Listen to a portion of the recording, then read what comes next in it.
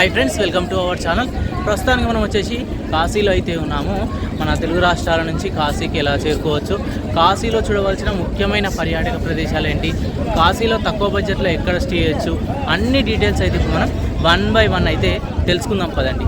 ఇప్పుడు మనం వారణాసికి ఎలా చేరుకోవాలో చూద్దాం. వారణాసికి చేరుకోవడానికి బెస్ట్ వచ్చేసి ట్రైన్ ఆప్షను. ట్రైన్ ఏంటంటే ప్రతిరోజు మీకు సికింద్రాబాద్లో పొద్దున 9:25కి ఇలా బయలుదేరుతుంది. నెక్స్ట్ డే వచ్చేసి మీకు 1:30కి ఇలా మీకు వారణాసిలో అయితే దించేస్తుంది. ఈ ట్రైన్ ఏంటంటే మీకు డైలీ ఉంటుంది, కానీ టికెట్స్ వచ్చేసి ఒక 3 months ముందే బుక్ చేసుకుంటే దొరుకుతుంది.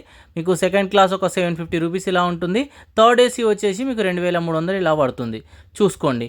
ఇక్కడ టికెట్లు దొరకలేదు అంటే మీరు ఇక్కడ నుంచి డైరెక్ట్ వచ్చేసి మళ్ళీ ఢిల్లీకి చేరుకోవాల్సిందే. ఢిల్లీకి ఏంటంటే 5-6 ట్రైన్లు అయితే అవైలబుల్గా ఉంటాయి. అక్కడికి చేరుకొని అక్కడి నుంచి వందే భారత్ అయితే డైరెక్ట్ వారణాసి వరకు ఉన్నది. ఆ విధంగా వచ్చేసి వారణాసికి అయితే చేరుకోండి. ఇక సెకండ్ ఆప్షన్ ఏంటంటే ఫ్లైట్లో ఏంటంటే కొన్ని నెలల ముందు బుక్ చేసుకుంటే మీకు కొంచెం తక్కువనే దొరుకుతాయి.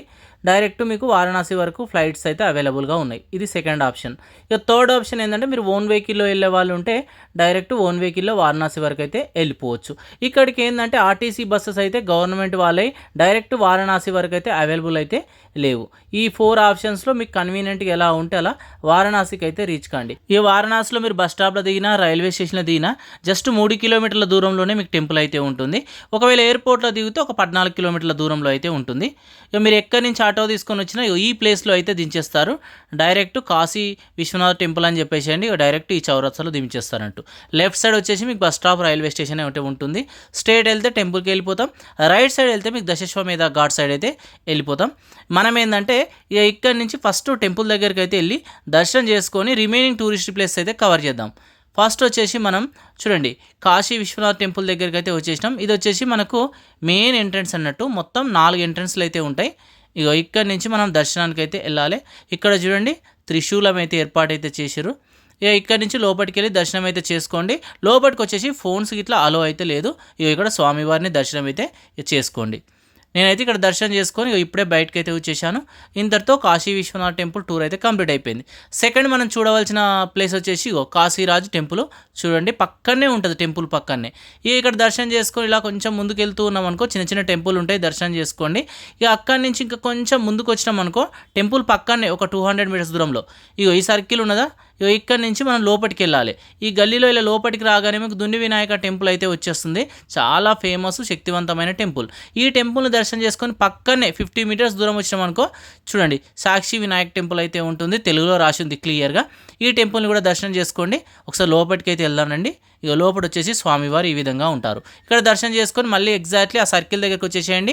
వచ్చేసినాక just right side Dashashwamedh Ghat side వెళ్తున్నాం అనుకో లెఫ్ట్ సైడ్ మీకు గేట్ నెంబర్ 2 కనబడుతుంది. పక్కనే మనకు బృహస్పతి టెంపుల్ అయితే ఉంటుంది. ఈ టెంపుల్ కూడా దర్శనం చేసుకోండి.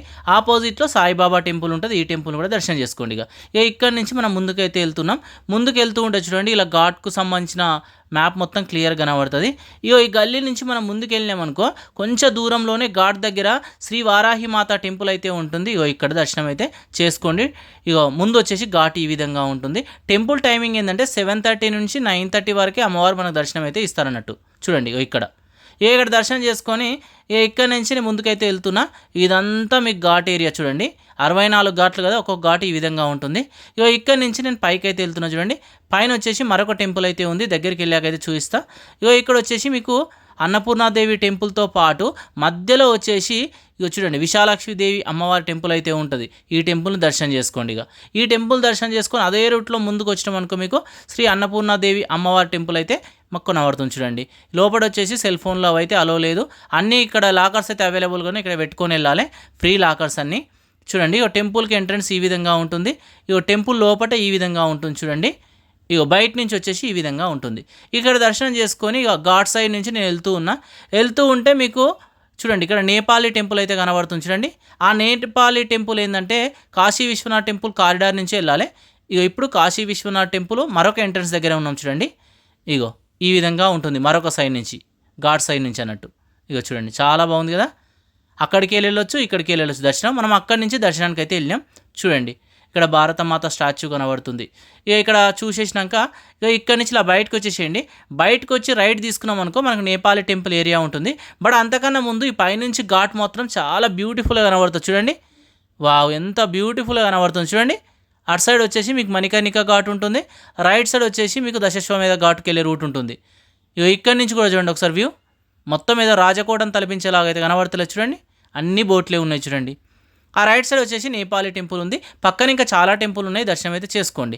మళ్ళీ ఎంట్రన్స్ దగ్గరకు వచ్చి ఇలా రైట్ తీసుకున్నాను అనుకో, మణికర్ణిక ఘాట్కి వెళ్ళే దారి అయితే కనబడుతుంది. చిన్న చిన్న గలీలో ఉంటాయి, చాలా పెద్ద శ్మశాన వాటిక అన్నట్టు. ఇక్కడ ఏంటంటే పూర్వం మనకు పురాణాల ప్రకారం శివుడు పార్వతీదేవి ఇక్కడ స్నానం చేసినప్పుడు తన ముక్కు పుడకైతే ఇక్కడ పోయిందట. శివుడు వెతకడం వల్ల ఈ ప్రదేశానికి మణికర్ణిక ఘాట్ అని పేరైతే వచ్చిందని చెప్తున్నారు.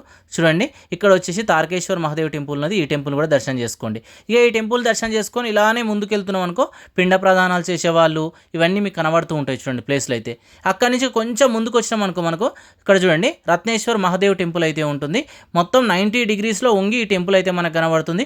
ఓన్లీ ఎండాకాలంలో మాత్రమే ఈ టెంపుల్ని అయితే మనం చూడగలుగుతాం, మిగతా టైంలో మొత్తం నీటిలో మునిగిపోయే ఉంటుంది. ఇక లోపలి భాగం వచ్చేసి ఈ విధంగా ఉంటుంది చూడండి. చాలా అద్భుతమైన ఆర్కిటెక్చర్స్లో 18వ శతాబ్దంలో ఈ ఆలయాన్ని అయితే నిర్మించారు.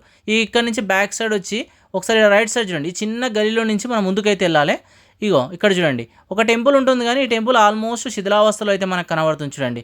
ఈ టెంపుల్ నుంచి నడుచుకుంటూ ఈ గలీలో ఇలా పైకి ఎక్కుంటూ వచ్చినాం అనుకో, ఒకసారి ఇక్కడ చూడండి ఈ లెఫ్ట్ సైడ్లో ఇక్కడ మరొక టెంపుల్ ఉన్నది చూడండి. ఈ టెంపుల్ కూడా ఆల్మోస్ట్ శిథిలావస్థలో అయితే కనబడుతుంది. అక్కడి నుంచి కొంచెం ముందుకు రాగానే సిద్ధి వినాయక టెంపుల్ అయితే ఉంటుంది లెఫ్ట్ సైడ్ చూడండి. ఇక్కడ స్వామివారిని కూడా దర్శనం అయితే చేసుకోండి. ఇలా దర్శనం చేసుకొని అక్కడి నుంచి చూడండి నేను కొంచెం ముందుకు అయితే వెళ్ళిపోతున్నా. ఇలా పైకి రాగానే పైనుంచి ఒకసారి వ్యూ చూడండి ఈ విధంగా కనబడుతుంది. ఇక్కడి నుంచి అలా నడుచుకుంటూ కొంచెం ముందుకు వెళ్ళామనుకో, రైట్ సైడ్లో మీకు మణికేశ్వర్ మహాదేవ్ టెంపుల్ ఉంటుంది, చాలా శక్తివంతమైన ఆలయం. ఈ టెంపుల్ని కూడా దర్శనం అయితే చేసుకోండి. ఈ టెంపుల్ దర్శనం చేసుకున్నాక అలానే ముందుకు వచ్చి లెఫ్ట్ తిరిగినామనుకో, ఇలా రూట్ కనబడుతుంది.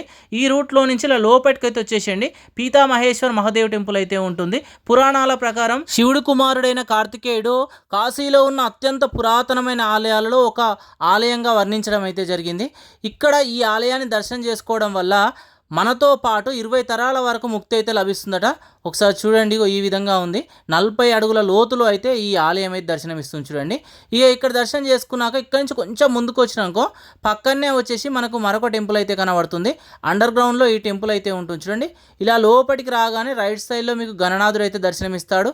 అలా దర్శనం చేసుకొని కొంచెం కిందికి వచ్చినామనుకో, ఇలా గంట కొట్టేసి లెఫ్ట్ సైడ్ తిరిగితే మీకు మరొక ఆలయం అయితే దర్శనమిస్తుంది. ఇక్కడ ఈ ఆలయాన్ని దర్శనం చేసుకోండి. అక్కడి నుంచి జస్ట్ ఒక 100 మీటర్ల దూరం ఇలా ఫ్రంట్కి వచ్చారనుకో, ఒకసారి ఇక్కడ చూడండి సిద్ధేశ్వర్ మహాదేవ్ టెంపుల్ అయితే ఉంటుంది. ఈ టెంపుల్ లోపలికి రాగానే ఫస్ట్ మీకు వచ్చేసి ఇక్కడ చూడండి ఒక బావి అయితే కనబడుతుంది. ఈ బావిని చంద్రకూప్ అని పిలవడం అయితే జరుగుతుంది. ముఖ్యంగా ఏంటంటే ఈ బావిలో తొంగి చూసినప్పుడు వాళ్ళ ప్రతిబింబం కనబడదనుకో, వాళ్ళు వచ్చేసి త్వరలో చనిపోవడం అయితే జరుగుతుందట. చాలామంది భక్తులు అయితే తొంగి చూడడం అయితే జరుగుతుంది. ఒకసారి చూడండి అక్కడి నుంచి అయితే చూస్తూ ఉన్నారు. చూసిన వాళ్ళకైతే ఎవ్వరికి ప్రతిబింబం అయితే కనబడట్లేదు, చనిపోయే వాళ్ళ ప్రతిబింబం మాత్రమే కనబడుతుంది అనేది ఇక్కడ చెప్పడం అయితే జరుగుతుంది. ఇప్పుడే ఆ సిద్ధేశ్వర స్వామి టెంపుల్ అయితే కంప్లీట్ చేసుకున్నాం. అక్కడ ఏంటంటే ఆ బావి ఉంది కదా, ఆ బావిలో మనం చూస్తే ఏంటంటే ప్రతిబింబం కనబడి చనిపోతారని చెప్పారు. నేనైతే చూడలేదు. ఇక్కడ నుంచి కాలభైరవ టెంపుల్ దగ్గరికి అయితే వెళ్తున్నాం. ఇలా కాలభైరవ టెంపుల్ దగ్గరికి వెళ్తూ ఉంటే చూడండి చిన్న చిన్న స్ట్రీట్స్ ఇలా గల్లీలు అయితే కనబడుతున్నాయి. మధ్యలో వచ్చేసి మహాశివుని క్షేత్రం మరొకటి కనబడుతుంది. ఇక్కడ కాలభైరవుడు కూడా ఇక్కడైతే దర్శనం ఇస్తాడు చూడండి. ఇక్కడ దర్శనం చేసుకొని వెళ్తూ ఉంటే గల్లెపండి చూడండి చిన్న చిన్న దేవాలయాలు అయితే చాలా కనబడతాయి. దర్శనం చేసుకుంటూ ముందుకైతే వెళ్తున్నాం. ఇప్పుడు మనం వచ్చేసి కాలభైరవ టెంపుల్ దగ్గరికి అయితే వచ్చేసినాం. టెంపుల్ వచ్చేసి బ్యాక్ సైడ్ ఉన్నది. ఒకసారి దగ్గరికి వెళ్ళి మీకు టెంపుల్ అయితే చూపిస్తాం. ఇది వచ్చేసి మన కాలభైరవ టెంపుల్ యొక్క ఎంట్రన్స్. ఈ ఎంట్రన్స్ నుంచి జస్ట్ ఒక 500 మీటర్స్ ఇలా నడుచుకుంటూ వెళ్ళామనుకో మెయిన్ టెంపుల్ అయితే కనబడుతుంది. ఒకసారి చూడండి అక్కడి నుంచి రైట్ సైడ్ మన టెంపుల్ లోపలికి అయితే వెళ్ళాలి. ఫోటోగ్రఫీ వచ్చేసి లోపల నాటాలోడ్ అన్నట్టు. ఇక్కడ దర్శనం చేసుకున్నాక ఇక్కడ నుంచి మళ్ళీ సేమ్ ఎంట్రన్స్ దగ్గరికి వచ్చేసిన. ఈ ఎంట్రన్స్కి ఆపోజిట్లో వచ్చేసి మనకు అసిస్టెంట్ భైరవ టెంపుల్, మృత్యుంజయ మహాదేవ్ టెంపుల్ అయితే ఉంటాయి. ప్రస్తుతానికి ఫస్ట్ మనం మృత్యుంజయ మహాదేవ్ టెంపుల్ దగ్గరికి అయితే వెళ్తున్నాం. మృత్యుంజయ టెంపుల్ దగ్గరికి అయితే వచ్చినాం. మన బ్యాక్ సైడ్ వచ్చేసి టెంపుల్ అయితే ఉంది. అటు సైడ్ వచ్చేసి పక్కనే మీకు భైరవ టెంపుల్ ఉంటుంది. ఇక్కడ వచ్చేసి మృత్యుంజయ టెంపుల్ ఉంది. లోపలికైతే ఇప్పుడే వెళ్తున్నాం చూడండి. ఈ టెంపుల్లో ఉన్న మృత్యుంజయుడైన మహాశివుని దర్శనం చేసుకొని మనం ఏంటంటే మృత్యుంజయ మంత్రాన్ని జపించడం వల్ల అసహజ మరణాల నుంచి దూరంగా ఉంచుతాయని భక్తుల యొక్క విశ్వాసం. ఇక్కడ వచ్చేసి ఒక బావి కూడా ఉంది చూడండి. ఈ బావిలో ఔషధ గుణాలు కలిసి ఉండడం వల్ల ఇందులో నీరు తాగితే మనకి ఏంటంటే ఎటువంటి రోగాలున్నా పోతాయని భక్తుల యొక్క విశ్వాసం. ఇక పక్కనే ఉన్న అసిస్టెంట్ భైరవ టెంపుల్ దగ్గర కూడా వచ్చేసిన చూడండి. 2 టెంపుల్ మనకు పక్క పక్కనే ఉంటాయి. లోపల వచ్చేసి ఫోటోగ్రఫీ అలో అయితే లేదు.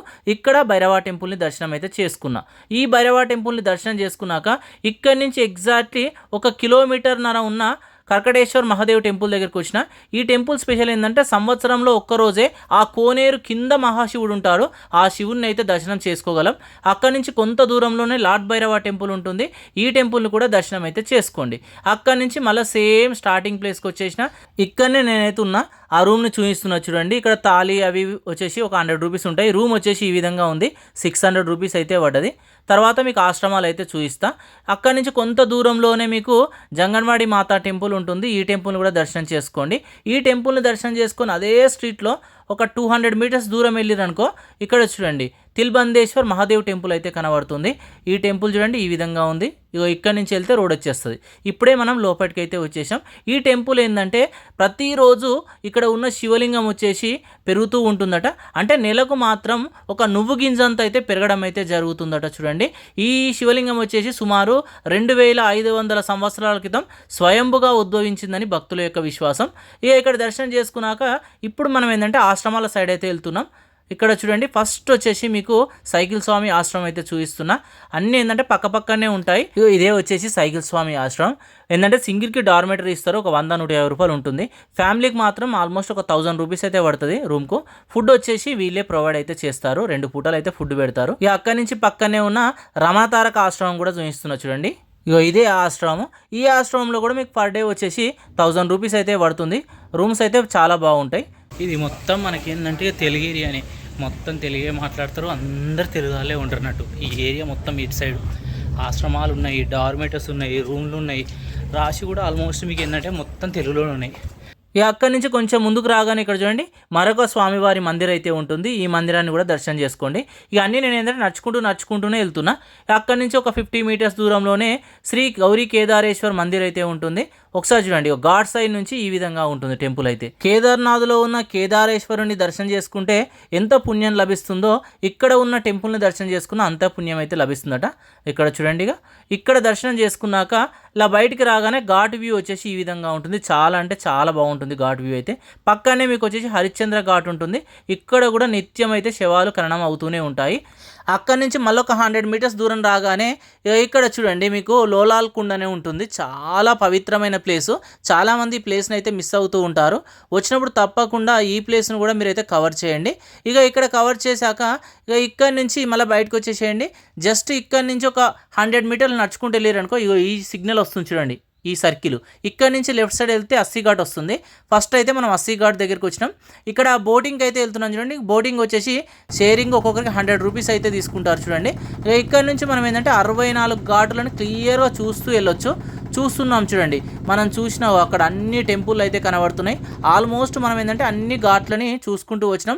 చివరగా మనకేంటంటే నమో ఘాట్ వరకు వస్తారు. ఇక మళ్ళీ నమో ఘాట్ నుంచి మళ్ళీ అస్సీ ఘాట్కి అయితే తీసుకెళ్తూ ఉంటారు. మధ్యలో మీకు ఎక్కడ కావాలంటే అక్కడ దిగొచ్చు.